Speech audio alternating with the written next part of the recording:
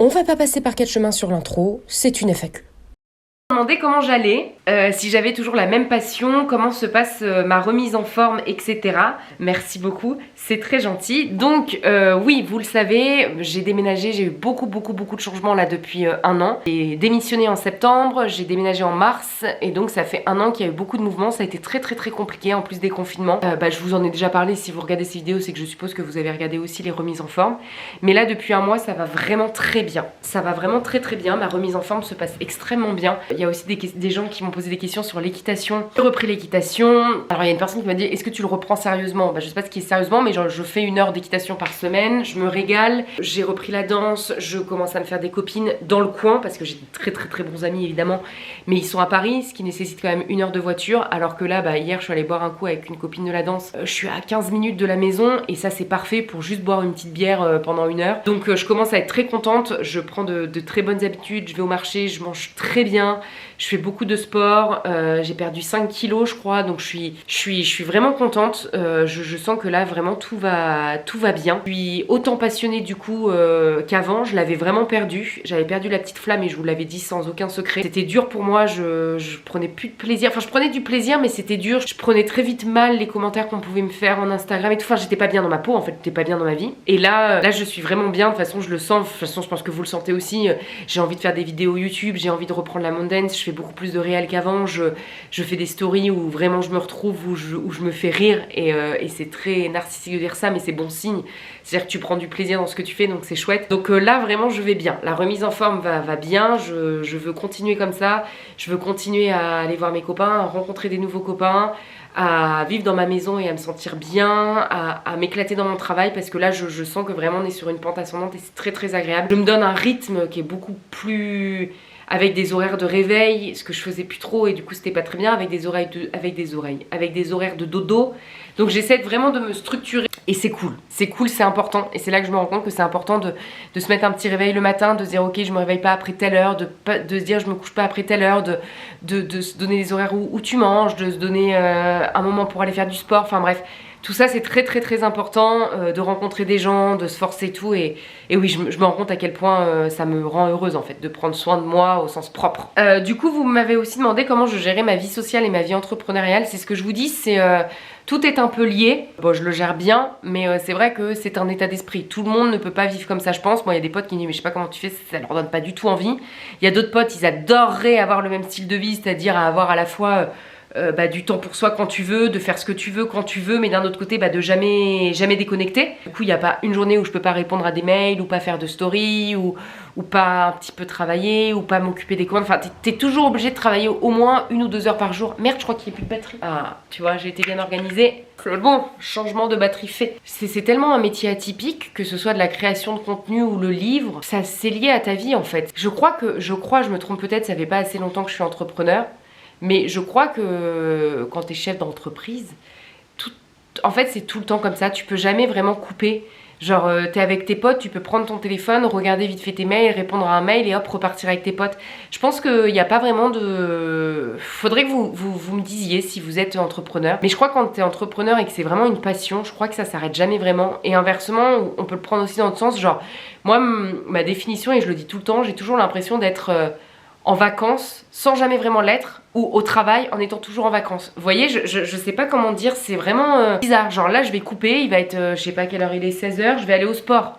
Et je vais revenir, je vais monter ma vidéo et je vais peut-être me caler devant la télé, regarder un film et en même temps monter la vidéo. Tout était lié en fait. Donc c'est vrai que si j'ai envie de couper complètement, je coupe pendant 2 heures et ça n'empêchera pas à minuit avant d'aller me coucher d'aller répondre à mes mails. Voilà. Tu vois l'exemple concret c'est je vais promener GG, j'ai mon téléphone, je vois cet épi de maïs qui me fait penser à un truc, hop je me mets en travail du coup. Si tu penses que les stories c'est du travail. Alors que j'étais en train de promener mon chien et que c'était ma vie privée.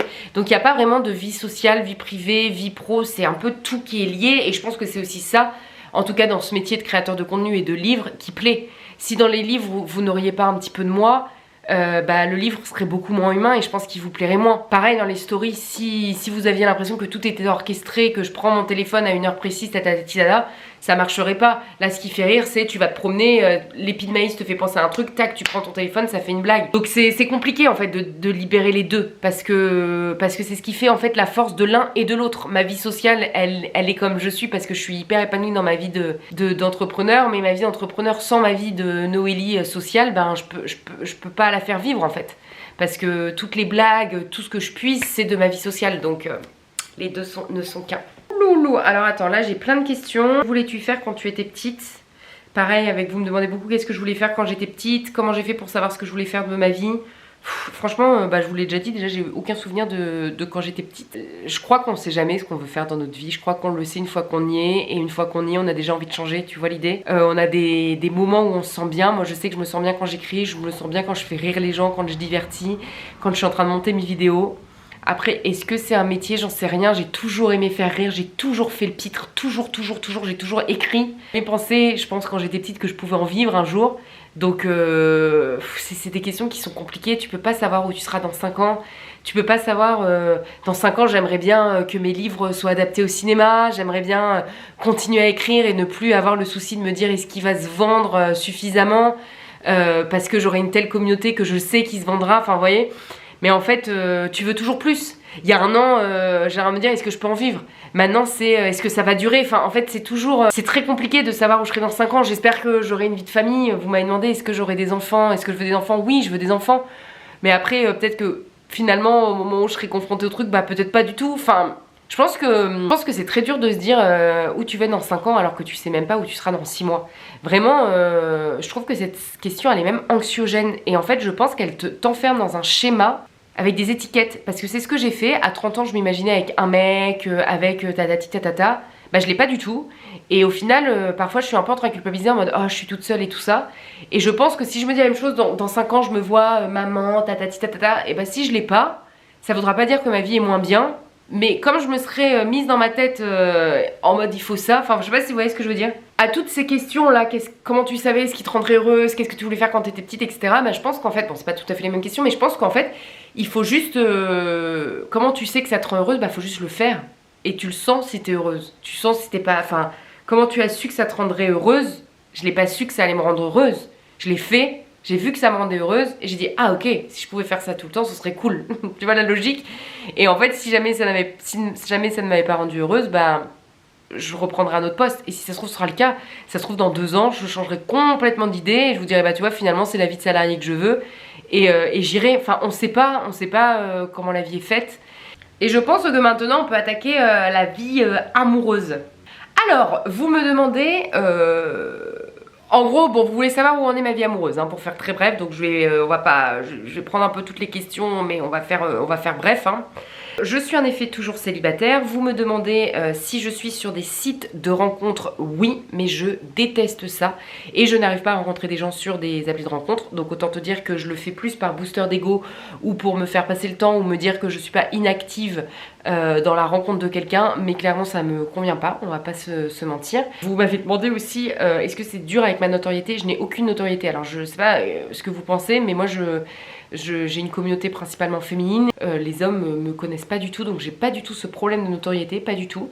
Par contre ce qui est drôle c'est que en effet ce qui est marrant c'est que quand je parle à des mecs, je leur dis forcément ce que je fais dans la vie, donc je leur dis que j'écris des livres.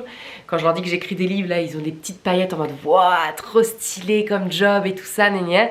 Et en fait après ils comprennent tout le speech derrière, donc le côté girl boss avec en fait la meuf, elle a sa propre entreprise et elle gère le biz et elle fait tout toute seule et elle s'en sort très bien, donc ça fait un peu peur parce que je gagne peut-être plus qu'eux, parce que tatati tatata et que ça fait peur, hein, faut pas croire, mais les hommes ça leur fait peur. Et de l'autre côté j'ai tout le côté la bonne de tes copines qui leur fait aussi super peur parce qu'ils disent qu'est-ce que c'est que cette meuf complètement cinglée, alors que oui la bonne de tes copines clairement c'est moi, mais ça reste aussi un personnage que j'embellis pour faire rire.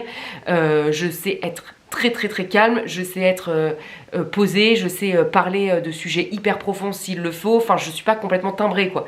Au contraire, je suis même plutôt, enfin je dis pas que je suis hyper intelligente, mais pour moi c'est aussi de la stratégie. Ça n'empêche que c'est moi, comme je vous l'ai toujours dit, pour moi on peut être authentique et stratégique, tu peux très bien être toi mais en sachant très bien où tu vas, etc.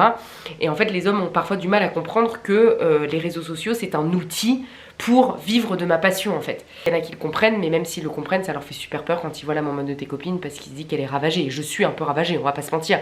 Mais je ne suis pas que ça. Voilà. C'est compliqué, mais après, on fait avec. Voilà. Et comment je vis mon célibat? Pour faire très bref, bah pas le choix de toute façon. Non, en vrai, pas le choix déjà, premièrement. Hein, t'es célibataire, tu vas pas arrêter de vivre parce que t'es célibataire. Très heureuse d'être toute seule. J'aimerais rencontrer quelqu'un, je vais pas vous mentir, je vous l'ai déjà dit de toute façon. Ça a été compliqué il y a quelques semaines auparavant parce que je me sentais vraiment seule, parce que j'étais dans une nouvelle vie que je n'arrivais pas encore à apprivoiser. Donc j'étais en mode putain, tout serait plus simple si j'étais avec quelqu'un, et c'est vrai. Mais au final, là maintenant, c'est ce que je vous disais tout à l'heure, je vais super bien. Donc j'ai aucun problème à être toute seule. J'aimerais rencontrer quelqu'un, c'est clair. J'aimerais partager ma vie avec quelqu'un, partager les projets, et voilà. Mais après, je me dis, écoute, le meilleur moyen de rencontrer quelqu'un, c'est d'être bien dans ta vie, c'est d'être bien dans ta peau. Donc je fais tout pour être bien dans ma vie et être bien dans ma peau. Je fais tout pour rencontrer des nouvelles personnes, pour être ouverte au maximum que je puisse l'être, parce que c'est pas facile pour moi, et quand ça arrivera, ça arrivera.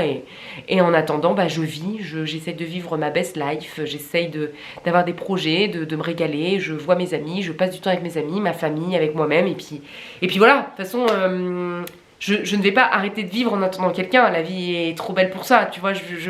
C'est pas quelqu'un qui doit me faire vivre, c'est moi qui me fais vivre. Et puis si quelqu'un se greffe à moi, tant mieux. Enfin, si quelqu'un accompagne ma vie, tant mieux. Mais si personne n'est là, je vais pas me morfondre en attendant que quelqu'un arrive. Et puis c'est pas comme ça que quelqu'un arrivera en plus. Ah du coup, il y a une personne qui m'a dit, dans la catégorie sentimentale, te sens-tu mieux seule? Bon je pense y avoir répondu. De toute façon, vos questions, franchement, c'est toutes les mêmes sur la vie sentimentale. C'est est-ce que t'as quelqu'un, est-ce que machin, est-ce que bidule. Enfin non, personne m'a demandé est-ce que j'ai quelqu'un. Vous êtes plutôt des gens polis. Mais voilà, de me demander. Je vais pas répéter, mais c'est vrai que la solitude, je l'ai très très bien vécue parce que ça fait un moment que je suis seule. Et je le vivais très très très très bien. Je pense que vous m'avez connue où j'étais seule et je m'en sortais très bien. Et ça a été dur avec les confinements. Clairement, ça m'a foutu un coup dans l'aile, comme tous les célibataires, je pense. Comme tous les gens qui vivent seuls. Et maintenant, ça va. Maintenant, c'est bon, là, je repars. Donc voilà. Je pense que je vous ai répondu à peu près à toutes les questions. J'ai peur que la vidéo soit très longue, donc je vous avoue que j'ai courte.